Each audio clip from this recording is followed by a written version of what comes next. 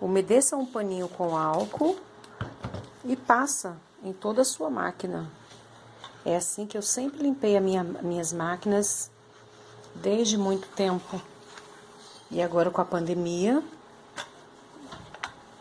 eu esterilizo sempre com álcool. Porque aqui a gente passa muitas peças usadas, né, de pessoas. Então, é um local onde a gente tem que estar sempre higienizando entre uma peça e outra.